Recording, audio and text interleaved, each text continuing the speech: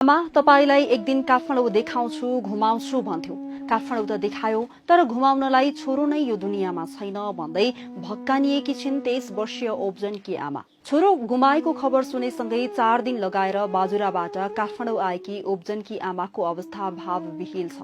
Gen Z आन्दोलनमा प्रहरीको गोली लागेर शहीद भएका 23 वर्षका ओब्जन बुढाकी आमा अन्तिम पटक छोराको अनुहार हेर्न भन्दै 4 दिन लगाएर बाजुराबाट काठमाडौँ आएकी छिन्।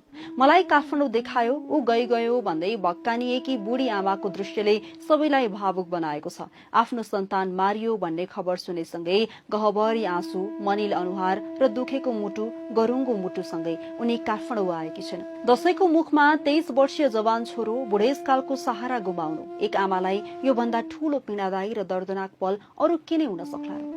बाजुराको स्वामी कार्तिक खापर गाउँपालिका वडा नम्बर 2 सुपानाका 23 वर्षका ओब्जन बुढा काठमाडौँ चाबहिलमा बसेर ब्याचलर पढिरहेका थिए।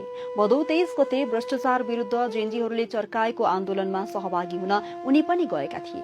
तर त्यस दिनदेखि उनी सम्पर्क विहीन भए। बेलुकासम्म पनि उनी रुममा फर्किएनन्। घर परिवार, साथीभाइ, आफन्ती सबैले उनलाई फोन गरे, तर उनको फोन अफ थियो। चार्ज सकियो होला, साथी कहाँ छ होला, एकछिनमा फोन गर्ला भन्दै परिवारले उनको प्रतीक्षा गरिरहे, तर उनको अवस्था पत्ता लाग्न सकेको थिएन। आन्दोलनमा जानुभन्दा पहिले ओब्जनले परिवारसँग कुराकानी गरेर गएका थिए। त्यसपछि उनी सम्पर्क विहीन भए। ओब्जनको पीरले परिवार झन विचलित हुँदै गयो। उनको खोजी तीव्र पारियो, तर एकाएक 4 दिनपछि बीएनबी हस्पिटलमा ओब्जन मृत फेला परे। ओब्जन मृत भेटिएको मृतकका दाई कपूर बुढाले सामाजिक सञ्जाल फेसबुकमा सार्वजनिक गरेका थिए। बीएनबी अस्पतालले आफन्तलाई फेसबुकमा मृतकको पहिचान गरी सम्पर्कमा आउन अनुरोध गरेको थियो। अस्पताल पुर्याउँदा उनी बोल्न सक्ने अवस्थामै थिए। उनलाई बचाउने अधिक प्रयास गरे पनि उपचारको क्रममा उनको प्राण गएको अस्पतालले जनाएको छ।